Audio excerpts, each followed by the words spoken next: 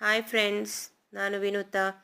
ಇವತ್ತು ಉತ್ತರ ಕರ್ನಾಟಕದ ಸ್ಪೆಷಲ್ ಬದನೆಕಾಯಿ ಎಣ್ಣೆಗಾಯಿ ರೆಸಿಪಿನ ನೋಡುವ. ತುಂಬ ಚೆನ್ನಾಗಿ ಬಂದಿದೆ. ಒಮ್ಮೆ ಟ್ರೈ ಮಾಡಿ ನೋಡಿ ಮನೆಯಲ್ಲಿ. ಇದನ್ನು ನಮ್ಮ ಕಡೆ ಕಡಿಮೆ ಮಾಡೋದು, ಆದರೆ ಉತ್ತರ ಕರ್ನಾಟಕದವರಿಗೆ ಇದೇ ತುಂಬ ಇಷ್ಟ. ನಾನು ಒಮ್ಮೆ ಹೇಗಾಗುತ್ತೆ ನೋಡುವ ಅಂತ ನಾನು ಮಾಡಿ ನೋಡಿದ್ದೀನಿ. ತುಂಬ ಚೆನ್ನಾಗಿ ಬಂದಿದೆ. ಮೊದಲು ಒಂದು ಬೌಲ್ ಆಗುವಷ್ಟು ಕಡಲೆ ಬೀಜನ ಚೆನ್ನಾಗಿ ಹುರ್ಕೋಬೇಕು.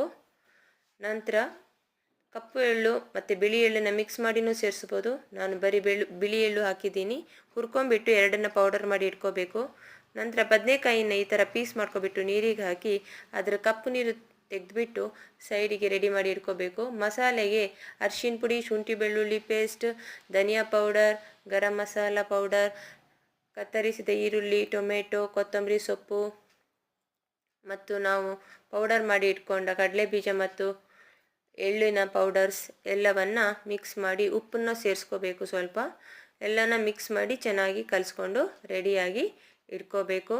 ನಂತರ ನಾವು ಕಟ್ ಮಾಡಿದ ಬದನೆಕಾಯಿಗಳಿಗೆ ಎಲ್ಲವನ್ನು ತುಂಬಿಸ್ಕೋಬೇಕು. ಒಂದೊಂದಾಗಿ ತುಂಬಿಸ್ಕೋಬೇಕು. ಈ ಥರ ಎಲ್ಲ ಸೈಡ್ಗಳಿಗೆ ತುಂಬಿಸ್ಕೊಂಡ್ಬಿಟ್ಟು ರೆಡಿಯಾಗಿ ಇಟ್ಕೋಬೇಕು.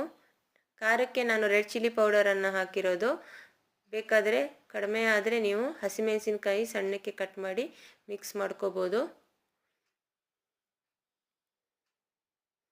ಇದ್ರ ರುಚಿ ಮಾತ್ರ ತುಂಬಾ ಡಿಫ್ರೆಂಟ್ ಆಗಿರುತ್ತೆ. ಕಡಲೆ ಬೀಜ ಮತ್ತು ಎಳ್ಳಿದ್ದು ಪೌಡರ್ ತುಂಬಾ ಟೇಸ್ಟಿಯಾಗಿದೆ. ನಾವು ಚಪಾತಿ, ಅನ್ನ ಜೊತೆನೂ ಕಲಿಸ್ಕೊಂಡು ತಿನ್ಬೋದು, ರೊಟ್ಟಿ ಜೊತೆನೂ ಕಲಿಸ್ಕೊಂಡು ತಿನ್ಬೋದು, ಚೆನ್ನಾಗಾಗುತ್ತೆ.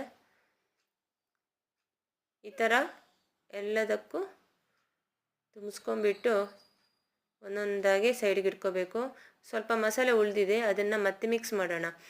ಇವಾಗ ಒಂದು ಕುಕ್ಕರ್ ತಗೊಂಡು ಅದಕ್ಕೆ ಸ್ವಲ್ಪ ಎಣ್ಣೆ ಹಾಕಿ ಕರಿಬೇವು, ಸಾಸಿವೆ, ಕೊತ್ತಂಬರಿ ಸೊಪ್ಪು ಹಾಕಿ ನಾವು ಪ್ರಿಪೇರ್ ಮಾಡಿದ ತುಂಬಿಸ್ಕೊಂಡಿಟ್ಕೊಂಡ ಬದನೆಕಾಯಿ ಪೀಸ್ಗಳನ್ನು ಇದಕ್ಕೆ ಹಾಕೋಬೇಕು. ಎಲ್ಲವನ್ನು ಹಾಕಿಬಿಟ್ಟು ಮೆತ್ತಿಗೆ ಇದನ್ನು ಫ್ರೈ ಮಾಡ್ಕೋಬೇಕು ಎಣ್ಣೆಯಲ್ಲಿ.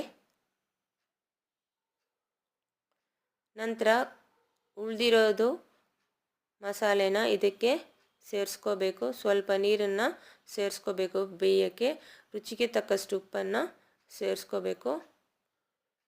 ಕುಕ್ಕರಲ್ಲಿ ನಾನು 3 ವಿಜಿಲ್ ಕೂಗಿಸಿದ್ದೀನಿ. ಇದನ್ನು ಬಾಣಲೆಯಲ್ಲೂ ಸಹ ಮಾಡ್ತಾರೆ, ನೋಡ್ಬೋದು.